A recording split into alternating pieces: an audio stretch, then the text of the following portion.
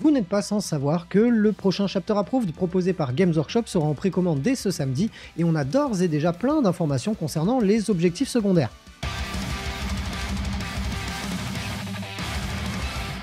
Salut les roommates, ici c'est Félix, vous êtes dans la Wargame Room, on se retrouve pour une nouvelle vidéo qui concerne un petit peu les leaks, puisqu'aujourd'hui on va vous parler, enfin je vais vous parler des objectifs secondaires proposés par le nouveau Chapter Approved que vous pourrez retrouver donc, dès ce samedi en précommande chez le partenaire habituel, le lien est dans la description.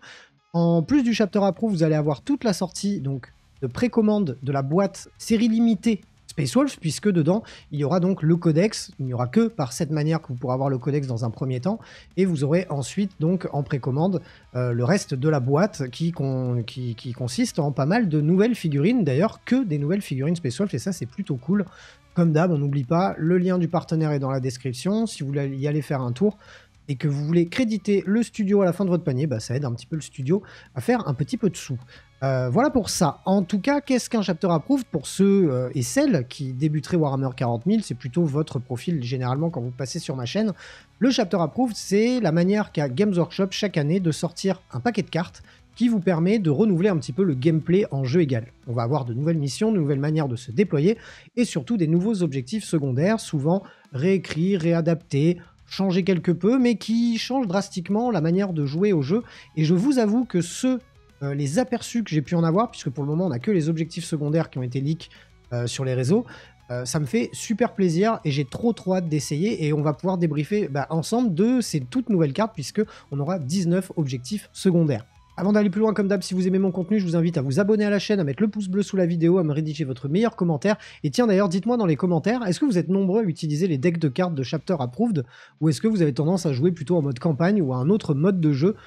Moi, je sais que c'est la norme dans mon cercle de jeu, mais est-ce que ça l'est chez vous? Je me pose la question. Est-ce que c'est tant joué que ça, ce paquet de cartes, qui est souvent hors stock très rapidement et qui n'a jamais d'ailleurs de renouvellement de stock? Dites-le moi dans les commentaires, je suis assez curieux de savoir. Donc en termes d'objectifs secondaires, on a toujours deux manières de les choisir, soit aléatoirement en mode tactique, à chaque tour vous en piochez deux, soit vous avez la possibilité de sélectionner deux objectifs secondaires pendant toute la partie, et ils vont vous rapporter un certain nombre de points, au maximum de 20 chacun. Généralement, moi j'ai toujours eu tendance à croire que tout le monde quasiment jouait en aléatoire. Maintenant, certaines armées pouvaient répondre qu'à certains types d'objectifs secondaires, donc hormis quelques armées qui avaient tendance à jouer en fixe, j'ai toujours eu tendance à croire que tout le monde jouait en objectif dit tactique, donc aléatoire à chaque tour, puisqu'on a la possibilité de les défausser, d'en récupérer d'autres, enfin bref, on a quand même quelques mécaniques pour pouvoir faire tourner un petit peu son deck, ce qui est plutôt pas mal, et moi j'ai tendance à... Enfin j'ai jamais d'ailleurs joué en fixe sur cette version du jeu. J'ai l'impression qu'avec là, les objectifs qui ont été réécrits, Games Workshop a un peu plus de volonté de vouloir nous pousser à faire du jeu avec des objectifs fixes, ce qui peut d'ailleurs être très sympa, et je pense que désormais je vais avoir tendance à vouloir essayer. En termes d'objectifs, donc deux familles, les tactiques et les fixes, on va commencer par les tactiques. On en a deux nouveaux. Enfin, deux nouveaux. On a une cible tentante qui revient de la pré... Il me semble que c'était pas dans le dernier deck, mais dans celui d'avant. Une cible tentante, votre adversaire va choisir un objectif dans le No Man's Land, et si vous arrivez à le contrôler à la fin de votre tour, vous marquerez 5 points de victoire. Donc c'est plutôt cool que cet objectif revienne. Ça avait tendance à vouloir faire dépolariser la map par votre adversaire. Donc je trouve que c'est très bien qu'il l'ait remis. On en a un autre, un nouveau par contre, celui-ci qui s'appelle Démonstration de puissance. Et à la fin de notre tour, si on a plus d'unités à nous entièrement dans le No Man's Land que l'adversaire, on marquera 4 points de victoire. Cet objectif n'est pas faisable au tour 1, et cet objectif précise bien que c'est des unités et non pas le nombre de figurines. Ça va être vraiment au nombre d'unités, donc ça va favoriser les unités, enfin les armées en tout cas, de MSU. On notera aussi la disparition de l'objectif tactique, oui, confinement, qui consistait à faire des actions à 9 pas des bords d'un champ de bataille en dehors de votre zone de déploiement. J'aimais beaucoup cet objectif parce que j'avais tendance à bien le prendre en compte quand je faisais mes listes d'armées, et j'avais toujours tendance à garder des mecs pas loin des bords pour être sûr si jamais je piochais la carte. Bon bah cette carte, apparemment en tout cas, est partie. À voir ce que ça va donner pour la méta du jeu. On a ensuite sécurisé le No Man's Land, 2 points de victoire pour un objet dans le No Man's Land que vous contrôlez à la fin de votre tour, 5 points de victoire si vous en contrôlez plus que 2. Il me semble que ça n'est pas changé. Voué à périr, on va être sur la même chose. Voué à périr, votre adversaire devait sélectionner 3 unités ennemies que vous deviez abattre. Enfin, si vous arriviez à en abattre une des 3 ou qu'une des 3 dégagées du champ de bataille, retournez en fait, pourquoi vous marquez 5 points de victoire. On avait fortement tendance à dégager cet objectif puisque notre adversaire avait tendance à sélectionner des unités que vous ne pouviez pas atteindre. Maintenant, ils ont rajouté une petite clause qui est plutôt sympa, qui permet à vous de sélectionner par contre une unité de votre adversaire. Et si celle-ci, vous arrivez à la détruire, mais pas les autres, vous marquez tout de même 2 points de victoire. Maintenant, est-ce qu'on va vouloir garder cet objectif pour avoir 2 petits points de victoire, ou est-ce qu'on va quand même être dans le recyclage de l'objectif qu'on avait l'habitude de faire?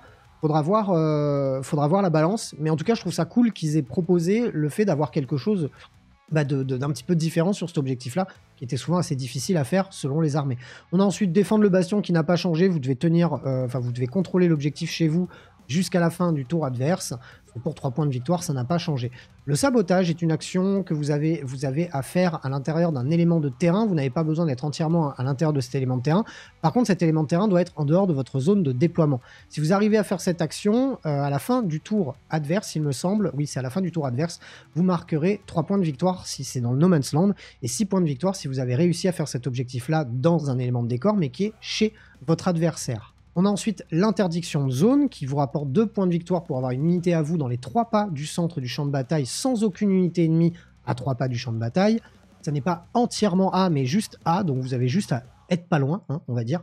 Et si vous avez réussi à repousser l'ennemi à plus de 6 pas du centre du champ de bataille, dans ces cas-là, vous allez marquer 5 points de victoire. Pas de changement, il me semble, sur celui-là non plus. Par contre, sur la récupération des atouts, donc l'objectif récupérer les atouts, on est toujours sur des objectifs tactiques. On va devoir lancer une action avec minimum 2 de nos unités dans des zones du territoire qui sont différentes. Une chez nous, une dans le No Man's Land, une chez l'adversaire. Donc en gros, on aura la possibilité d'en faire jusqu'à 3. Si on arrive à en faire 2, on marquera donc 3 points de victoire pour 2 actions, si on arrive à les faire par exemple chez nous et dans le No Man's Land, ou dans le No Man's Land et chez l'adversaire. Et si on arrive à en faire 3 ou plus, on marquera 5 points de victoire. Ce qui a énormément changé sur cet objectif-là de récupérer les atouts, ce qui était assez chiant à faire, c'est que on ne le marquait qu'à la fin du tour adverse. Or maintenant, cet objectif, on le marque à la fin de notre propre tour. Donc ça, c'est très cool.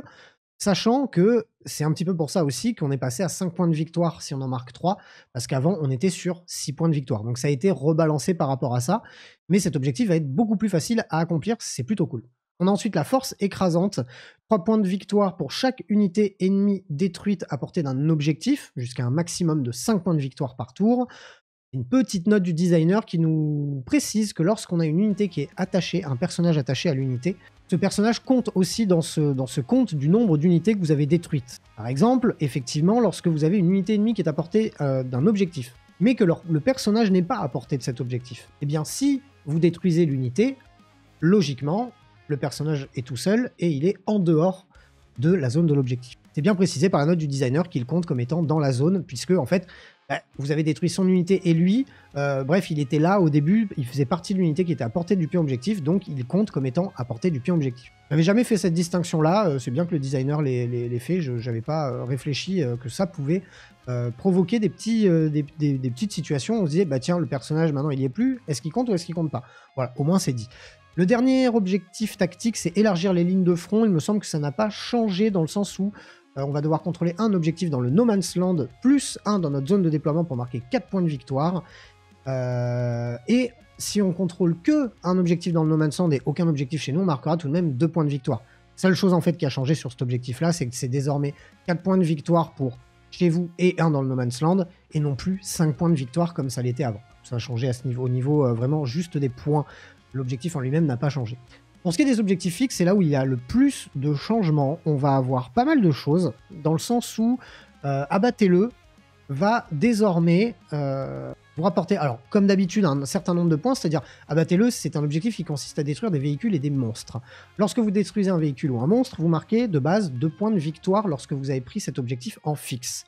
Vous allez marquer en plus 2 points de victoire supplémentaires si le monstre ou le véhicule a un certain nombre de points de vie, et encore 2 points de victoire supplémentaires s'il a encore plus de points de vie, donc un maximum 6 points de victoire. Le fait est, c'est qu'en fixe, cet objectif-là vous rapporte à chaque monstre et chaque véhicule que vous détruisez jusqu'à un maximum de 20.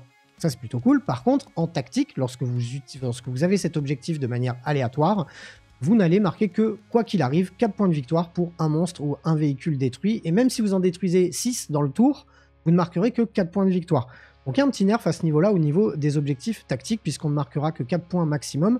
Nerf et pas nerf, puisque si on n'arrivait qu'à détruire un petit véhicule, on marquait que 2 points de victoire.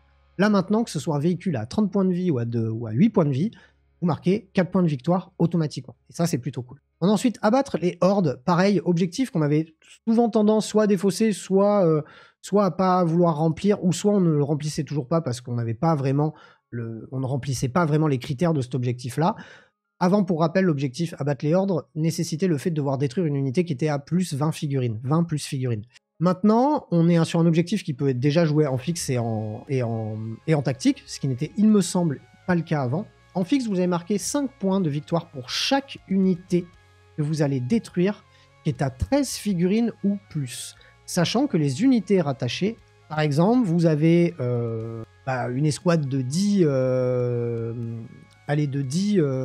comment on appelle ça, vous avez une escouade de 10 figurines, on va pas citer l'armée, et dedans, vous avez 3 personnages du style un capitaine, bref, le personnage compte.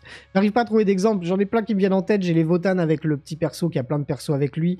Mais à chaque fois, c'est dans des escouades de 6. Bref, vous m'avez compris. En gros, quand votre unité contient 13 ou plus de 13 figurines, unité attachée comprise, donc personnage, garde du corps compris, vous marquez 5 points de victoire lorsque cette unité est détruite. En tactique, ça va être uniquement 5 points de victoire si vous détruisez une unité à 13 ou plus figurines. Basta. Comme c'est un objectif aléatoire, vous allez le marquer à la fin de votre tour, vous marquez 5 points et c'est terminé. C'est beaucoup plus faisable qu'avant puisque c'est 13 figurines plus et non plus 20. Je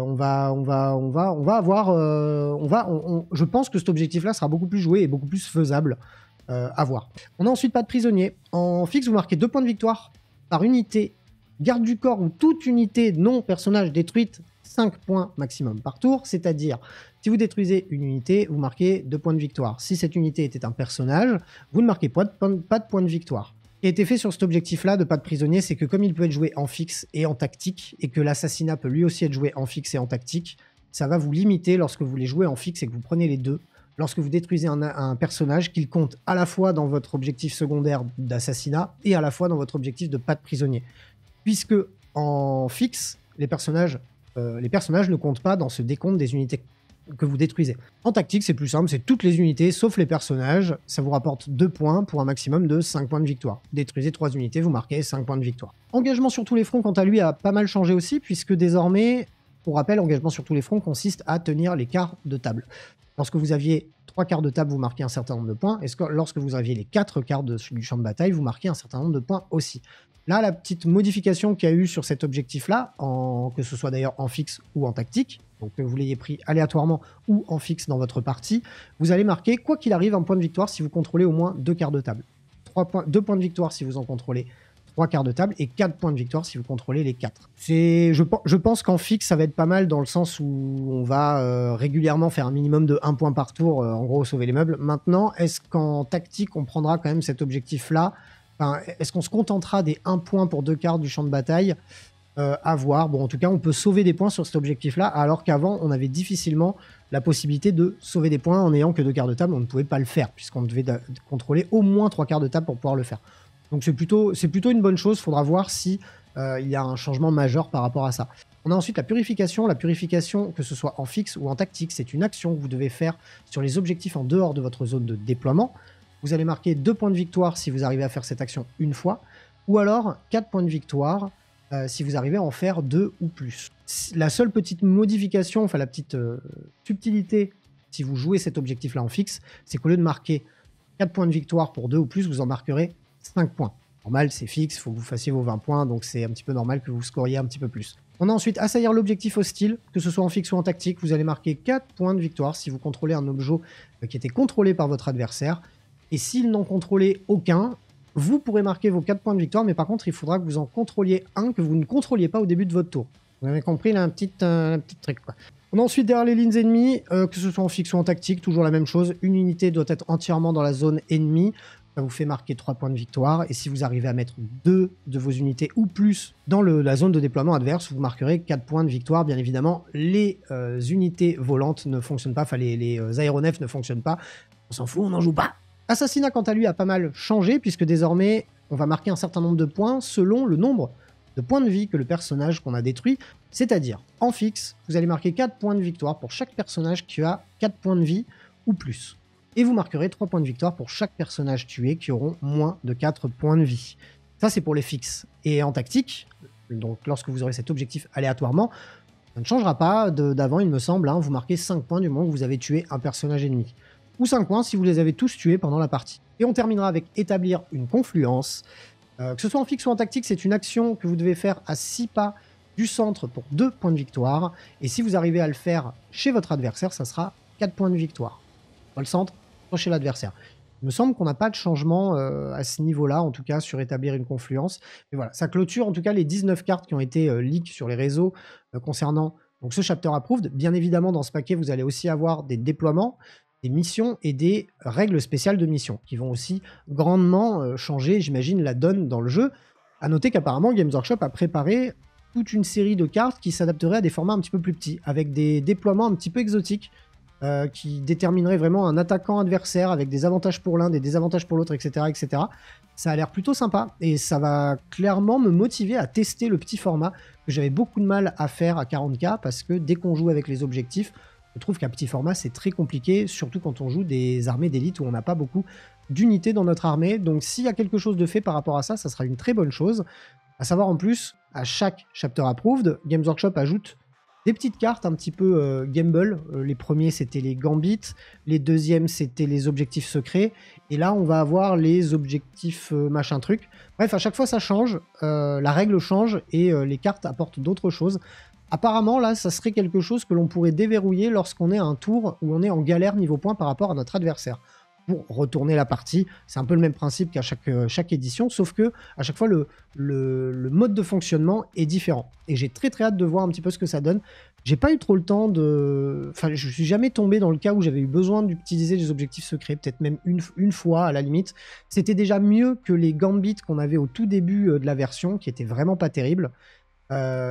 Donc si on va encore comme ça sur le crescendo en termes de qualité, eh bien, peut-être que ces nouveaux objectifs secondaires, je ne sais plus comment ils s'appellent, seront très intéressants. Il faudra le tester. Et d'ailleurs, j'espère avoir aussi vos retours par rapport à ça lorsque les cartes sortiront. J'espère que la vidéo vous a plu. Si c'est le cas, on met le pouce bleu. On se retrouve très bientôt pour plein d'autres vidéos. D'ici là, prenez soin de vous. Salut les roommates.